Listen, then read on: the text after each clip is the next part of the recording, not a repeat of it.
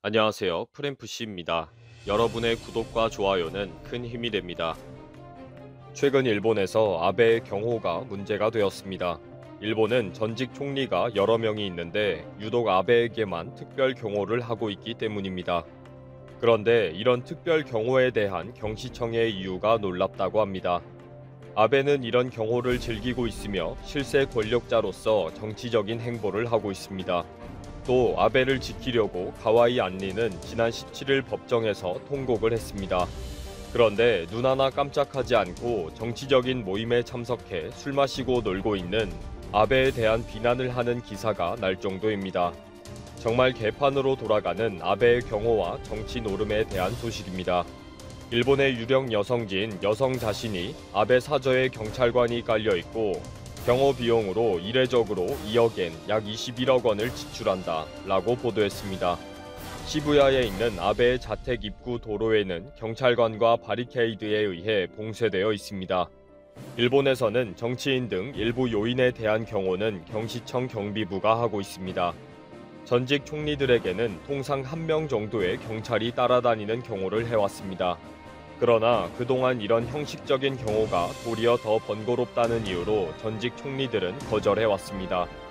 일본은 의원 내각제이기 때문에 대통령제 국가의 전직 대통령에 대한 경호와는 전혀 다른 경호를 하고 있습니다. 여차하면 1년마다 총리가 바뀌기도 했던 역사들이 많기 때문에 전직 총리가 워낙 많습니다.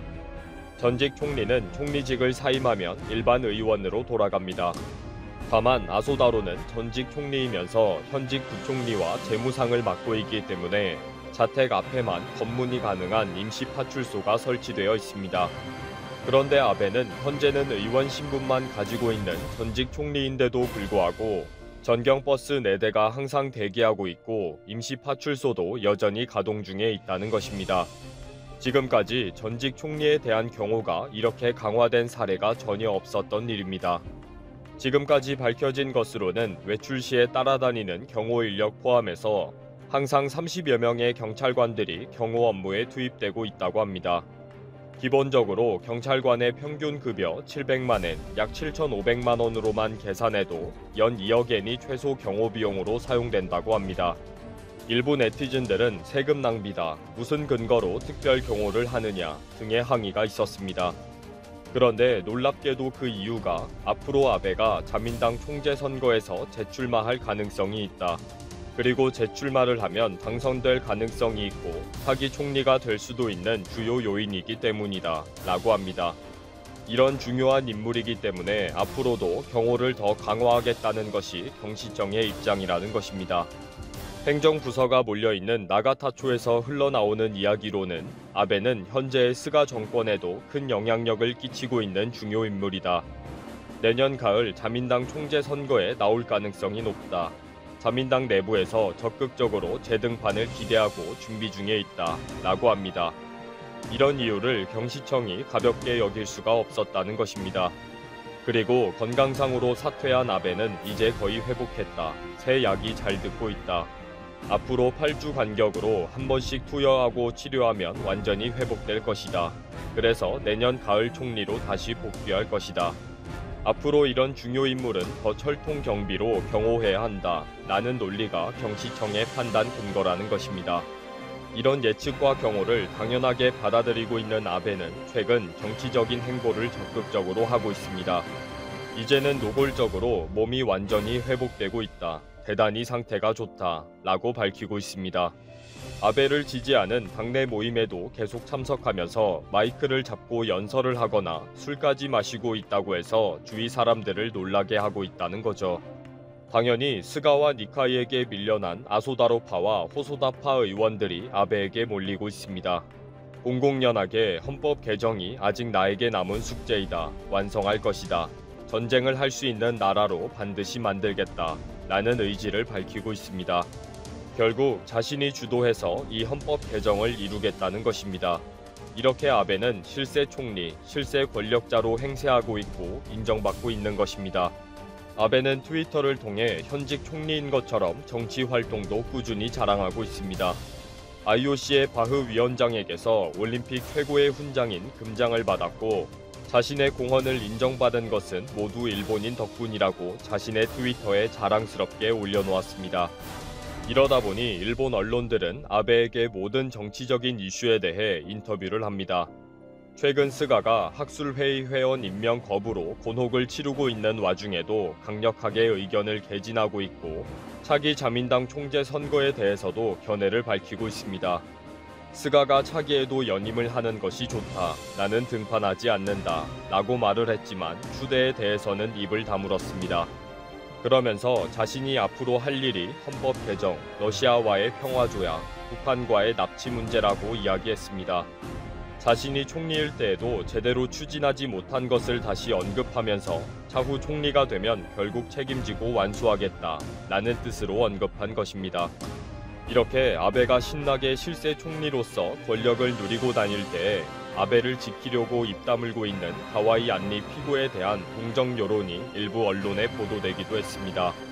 아베의 이름으로 정치 자금을 뿌렸다는 범죄 혐의에 대해 모든 것을 다 뒤집어 쓰고 있는 가와이 안리 피고의 재판이 17일에 있었습니다. 가와이 안리 의원은 재판에서 지역 주민과 의원들에게 뿌린 현금은 부정한 돈이 아니다. 당선 축하금이다. 라고 답변하면서 통곡을 했다고 합니다. 히로시마현 의회 전 의장인 오쿠하라 신야 의원은 아베 총리가 주는 돈이다. 라고 하는 이야기를 분명히 들었다고 증언했는데도 가와이 안리 의원은 그렇게 말을 한 적이 없다고 계속 부인하면서 통곡을 했다는 것입니다. 이 언론 보도에서는 아베를 지키려고 가와이 안리는 법정에서 통곡을 하고 있다. 그 시간 아베는 고급 일식집에서 초밥을 먹고 있었다. 라고 비판했습니다. 아베의 범죄를 지키려고 그동안 많은 사람들이 억울하게 생명을 버리고 희생당하는 등 억울한 입장이 되었는데도 아베는 모른 척하고 있다는 것입니다. 최근 아베는 자민당의 보수 의원 연맹인 창생일본 모임을 새로 시작하기로 했습니다. 창생일본은 2012년 총재 선거에서 아베의 승리를 뒷받침한 조직입니다. 특히 최근 정치적인 입지가 좁아진 아소다로는 아베를 재등판시켜서 차기 총리로 밀어보려고 노력하고 있다는 기사가 나오고 있습니다. 물론 아베는 아소다로의 이런 적극적인 행보를 즐기고 있고요. 이제는 니카이와 스가, 아소다로와 아베의 싸움이 되었다는 정치 분석 기사가 나올 정도입니다.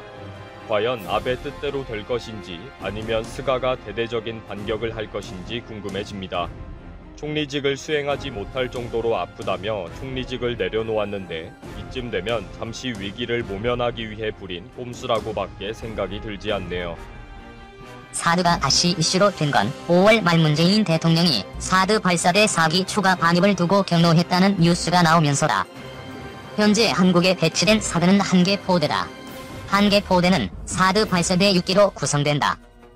이를 두고 보수 진영에서는 문 대통령이 사드 발사대 4개 반입을 사드 4개 포대가 들어온 것 같은 반응을 보였다는 비판이 나왔다. 이유가 어찌 됐든 사드 배치에 대한 찬반 여론이 다시 불거지고 있다. 이미 사드가 배치된 성주 골프장 주변에서는 반미 시위대 등이 시위를 하면서 사드 가동에 필요한 연료를 실은 트럭이 들어가지 못하는 해프닝도 있었다. 현재 사드는 주한미군이 헬기로 연료를 운반하고 있다. 문제는 헬기로 옮기는 연료의 양이 적어 사드 운영에 지장을 받는다는 사실이다. 일본 배치한 사드 2개 포대와 러시아가 배치한 러시아판 사드 S-500에는 조용한 중국. 이미 월간 조선을 포함한 여러 매체에서 사드의 기능과 역할에 대해 여러 차례 설명하고 문제가 없음이 확인되었지만 사드 반대는 여전하다. 몇 가지 되짚어보자면 중국 공격용이라는 주장이 나오는데 사드는 순수 방어무기 체계로 사드 미사일은 공격용으로 사용할 수 없으며 탄두 자체를 실을 수도 없다. 전자파 유해성은 운운하지만 사드 이외에 우리가 자주 드나드는 공항을 비롯해 레이더가 운용되는 지역에서는 전자파가 나오고 있다. 사드의 전자파만 유독 유해하다고 볼 수 없다. 사드 배치를 두고 보복성 조치로 한한령을 내린 중국으로 인해 국내 관광객이 크게 감소했다. 중국은 물론 러시아에서는 중국판 사드와 러시아판 사드를 운영 중이다. 중국판 사드 레이더로 알려진 횡보는 탐지거리 3000km나 된다. 이 레이더의 방향은 한반도를 향하고 있다. 러시아도 러시아판 사드 미사일로 불리는 S-500 미사일을 배치하고 있다. 이 미사일과 함께 반경 6000km를 감시하는 보르네슈 레이더도 함께 배치됐다. 이 레이더가 중국 전역을 감시하고 있음에도 중국은 아무런 반대를 표명하지 않고 있다. 러시아가 국영 매체 등을 통해 러시아의 보르네슈 레이더는 중국의 파리 한 마리도 포착할 수 있다고 선전한 바 있지만 여전히 중국은 입을 다물고 있다. 한국의 사드 배치 반대와 보복 조치와는 분이하게 다른 대응이다. 중국은 심지어 중국판 사드 미사일 격인 훈치-9를 중동 등으로 수출하기도 했다. 외신의 반응, 중국의 사드 반대는 정치적 목적이 다분해. 미국이 운영비 1조 원가량이 들어가는 사드를 무상으로 한국에 제공하겠다는데 이를 반기지 않는 한국의 상황을 해외에서는 어떻게 보고 있을까? 영국을 대표하는 더 이코노미스트는 문재인 대통령 당선 전부터 한국에서 발발된 사드 논란을 분석하는 기사를 냈다. 부제는 미국산 미사일 방어 시스템의 한국 배치는 중국의 핵무기의 위협이 아니다였다. 이 기사를 보면 중국의 한국 사드 반대 논리는 비합리적이고 한국의 사드 배치는 합리적이라고 했다. 먼저 중국의 한국 사드 반대 논리 두 가지를 설명했다. 첫째, 한국의 사드 레이더가 너무 강력하여 중국 내부를 들여다보게 될 것이며 이것은 중국의 핵 보유에 대한 직접적인 위협이다. 둘째, 사드 미사일이 요격한다는 중장거리 미사일의 요격 고도는 미사일 발사 최종 단계이다. 그런데 이 단계에서 요격이 가능한 유효 고도는 40에서 150km다. 한국과 북한은 너무 가까워 이 정도 고도에서 요격한다는 것은 불가능하다. 즉 이것은 핑계일 뿐 실질적인 사드의 대상은 중국이다. 이 두 가지가 사드 반대에 대한 중국의 입장이라고 이코노미스트가 설명했다. 이코노미스트는 이 두 가지 이유가 어불성설이고 비합리적이라고 했다. 그 이유로 이코노미스트는 일본에 배치된 2개의 사드 포대를 근거로 댔다. 일본에 배치된 2개의 사드 포대의 레이더가 이미 중국을 감시하고 있다. 따라서 중국의 첫 번째 반대 이유는 말이 안 된다.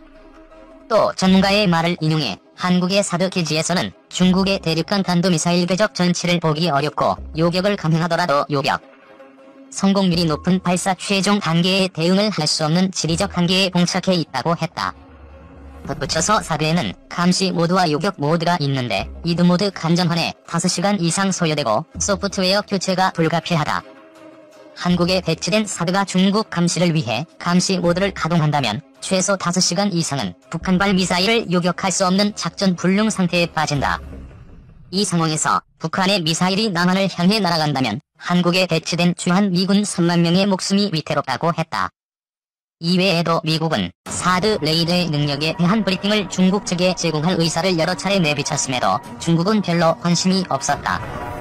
뿐만 아니라 중국 내 군사 전문가들에 따르면 중국은 이미 사드 레이더를 장님으로 만들어버릴 수 있는 전파교란 기술을 가지고 있다고 이코노미스트는 전했다. 즉 중국이 마음만 먹으면 언제든지 사드 레이더의 중국 감시를 막아낼 수 있다는 것이다. 이코노미스트는 이런 이유에 근거하여 중국의 한국 사드 배치 반대는 정치적 목적이 다분하다고 결론지었다. 사드의 한국 배치가 합리적인 이유에 대해서는 북한이 쏘아대는 미사일의 양과 종류를 거론했다. 그 중에서도 지난 3월 6일 북한이 동해상으로 미사일 발사 4발을 발사한 사례를 들었다. 당시 이 미사일이 낙하한 지점은 일본의 주일 미군 기지 공격을 염두에 둔 시험이었다. 즉 미국의 입장에서 주한 미군과 주일 미군에 직접적인 위협이 되는 북한의 미사일을 가만히 놔둘 수 없는 명분이 있다고 했다. 이 CSIS 사우디아라비아는 14조 원 들여 미국 사드 배치 요청. 6월 7일 미국의 싱크탱크인 국제전략문제연구소는 산하의 미사일 전문 프로젝트를 운영 중이다. 해당 미사일 방어 프로젝트인 미사일 위협에서도 문재인 정부의 사드 배치 유예 소식을 전했다. 현재 배치된 2기의 발사대를 제외한 나머지 4기 발사대 배치가 유예되었다는 내용이다. 또 문재인 대통령은 후보 시절부터 현재 사드 배치가 너무 서둘러 진행된 경향이 있다며 불만을 토로한 바 있다고 했다. 이와 달리 미국은 북한의 미사일 위협으로부터 방어하기 위한 수단으로 사드의 필요성을 강조해왔다. CSIS는 한편 미국과 사우디아라비아 간 124조 원 규모의 군비 제안이 체결된 것을 백악관 등을 통해 확인했음도 알렸다. 이 군비 제안 안에는 7개의 사드 포대 배치 계획이 포함됐다. 사우디아라비아는 미국에 7개의 사드 비용인 약 14조 원 정도를 지불하고 2023년부터 2026년까지 순차적으로 사드를 배치하기로 합의했다. 이번 군비 제안에는 사드 외에도 7조 원의 돈을 내고 사우디아라비아의 미사일 요격용 패트리엇 미사일도 업그레이드하기로 했다. 한국과 달리 사우디아라비아는 수조 원의 돈을 내고 미국으로부터 사드를 배치하기로 했다. 6월 8일 CNN은 한국이 사드 배치를 유예했다라는 기사를 냈고 문재인 정부가 환경영향평가 등을 통해 사드 배치가 2018년까지 연기될 것이라고 보도했다. 미랜드 연구소 중국의 사드 반대와 북한 저지에 미국의 정책 달려있어. 같은 날 미국의 랜드 연구소에서는 미중 경제안보 검토위원회가 열리기 앞서 대정부 제출 보고서를 냈다. 앤드루 스콥의 선임연구원이 작성한 이 보고서는 A4 용지 11장 분량으로